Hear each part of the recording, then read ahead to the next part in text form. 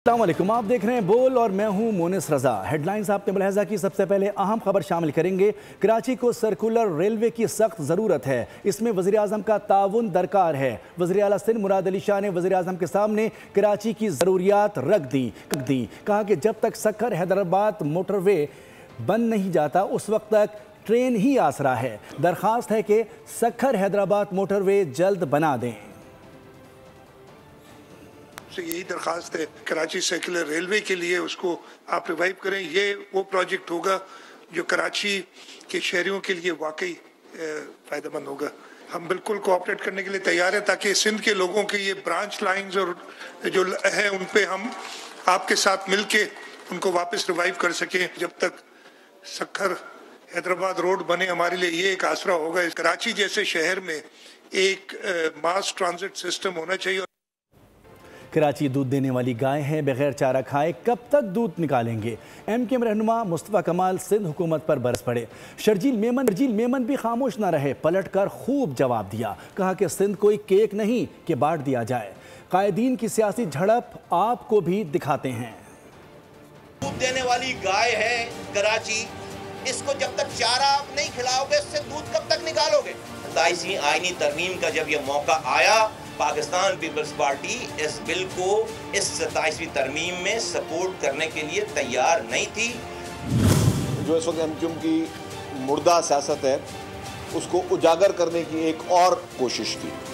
आप इस 27वीं तरमीम लोकल बॉडी के रिफॉर्म के चैंपियन बने, फिर जो है वो 18वीं तरमीम रोल बैक होगी। जब बल्दियाती इंतखाबात हुए थे, MKM की पूरी पार्टी जो है उसने बल्दियाती इंतखाबात में अपना राह फरार इख्तियार की। लोगों को इख्तियारात और वसाइल नीचे नहीं दिए तो सूबा फिर पाकिस्तान में बनेगा। सिंध की तकसीम मुश्किल नहीं, नामुमकिन है। सिंध कोई केक नहीं है जिसको आप डिवाइड करके कोई खा सकता है। 28वीं आईनी तरमीम जल्द आएगी और मंजूर भी हो जाएगी। लीगी सेनेटर राना सनाउल्लाह का इंकशाफ। कहा कि 28वीं तरमीम अवामी मसाइल पर है। तरमीम पास करना पार्लियामेंट का हक है। मुस्ताफ़ी जजेस पर तनकीद करते हुए बोले कि जज को ये ज़ेब नहीं देता कि वो खुद को सियासी एहतजाज में मुलव्विस करें। जी 28वीं तरमीम जो है, जो अवामी इशूज़ हैं, अगर कोई कंसेंसस होता है तो कंसेंसस के बाद जो है वो 28वीं तरमीम लाई जा सकती है। आइन को अमेंड करना या उसमें तरमीम करना ये पार्लियामेंट का हक है।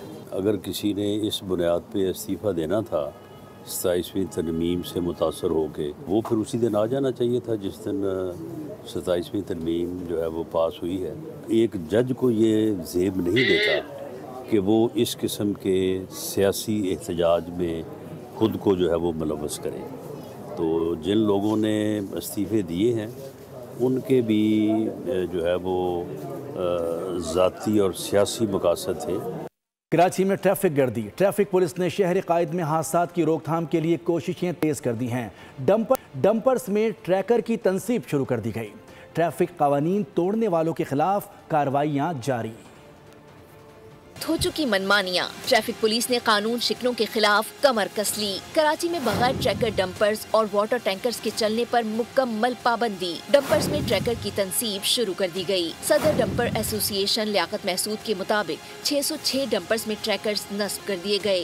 कंट्रोल ट्रैफिक पुलिस के हवाले कर दिया गया। शहर कायद में ट्रैफिक कानून तोड़ने वालों की शामत आ गई। गुलिस्तान जौहर और डिफेंस में ट्रैफिक पुलिस की कार्रवाइयाँ। एक डंपर और एक टैंकर को जब्त करके थाने मुंतकिल कर दिया गया। तहवील में लिए गए हैवी व्हीकल्स में ट्रैकर नस्ब था, न ही औकात कार की पाबंदी की जा रही थी। ड्राइवर्स को गिरफ्तार करके FIR दर्ज कर ली गई। हैदराबाद से खबर है, जहां आतिशबाजी का सामान बनाने वाली फैक्ट्री में धमाके के बाद जिला इंतजामिया का फैसला। शादी और दीगर तकरीबात में हर किस्म की आतिशबाजी, हवाई फायरिंग पर पाबंदी आयद कर दी। शादी हॉल्स के लिए औकात कार मुकर्रर। रात 12 बजे तक शादी ब्याह की तकरीबात ख़त्म और शादी हॉल्स बंद करने का हुक्म दिया गया। हैदराबाद में आतिशबाजी का सामान बनाने वाले कारखाने में धमाका। जांबाहक अफराद में फैक्ट्री का मालिक असद जई भी है, जिसकी लाश बरामद हुई है। मज़ीद तफसीलात जानते हैं ब्यूरो चीफ हैदराबाद इरफान आरई से। जी इरफान आरई, क्या तफसीलात हैं इस सिलसिले में? जी हैदराबाद में आतिशबाजी का सामान बनाने वाली फैक्ट्री में होने वाले धमाके के बाद हलाकतों की तादाद 10 हो गई है, जिसमें जो मालिक हैं फैक्ट्री के असद जई, उनकी लाश की भी शनाख्त हो गई है। डीएनए किया गया था 3 लाशों का जो कि नामालूम थी, उसमें असद जई की लाश की शनाख्त हो गई है। पुलिस की जानिब से अब तक क्या तहकीकात की गई है, इस हवाले से हमारे साथ डीएसपी इनायत कुरैशी मौजूद हैं, एसएचओ नियाज पंवर मौजूद हैं, हम उनसे बात करते हैं। इनायत साहब, ये बताइएगा, ये जो धमाका हुआ इसमें कितनी अब तक लाशों की शनाख्त हुई है और सूरत हाल क्या है, तफ्तीश कहाँ पहुँची है? तकरीबन सबकी शनाख्त हो गई है, 10 के 10 लाशों की शनाख्त हो गई है। तफ्तीश में ये जब हम असद नामी जो साहब मेन जो निकल पर था, जिसका ये जो मालिक था, हमें शक था कि वो इस हादसे में बाहर है, हम उसे ही ढूंढ रहे थे। तो हमने उनकी कल जो है ना वो डीएनए करवाई, तो आज उसकी भी डीएनए आ गई कि भाई ये उसी की लाश है, तो लिहाजा तफ्तीश उसी की तरफ बना। ये अच्छा नियाज साहब, ये बताइएगा कि लीगल पोजीशन। बहुत शुक्रिया। इरफान आ रही हैदराबाद से अपडेट कर रहे थे। लाड़काना में रवां साल गुज़िश्ता बरस के मुकाबले में जराइम की वारदातों में 60% से ज़ायद तक कमी आई है। ताजिर बरादरी की जानिब से पुलिस अफसरान को खराज तहसीन पेश किया गया। मज़ीद जानते हैं वहाँ मौजूद शहजाद अली ख़ान से।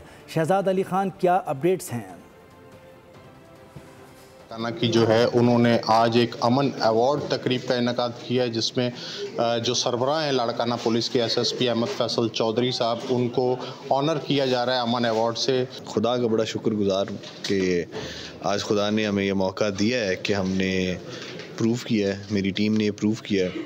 मैं तो शायद एक आदमी हूँ, लेकिन I think it's credit that I need to hand over to my team. मेरी जो SDPOs हैं उन्होंने बहुत काम किया है, SHOs ने बहुत काम किया है, इवन मेरी सिपाह है, एक पुलिस कांस्टेबल। और बहुत शुक्रिया। शहजाद अली खान हमें अपडेट कर रहे थे। सब्सक्राइब करें और बेल दबाएं ताकि कोई खबर रह न जाए।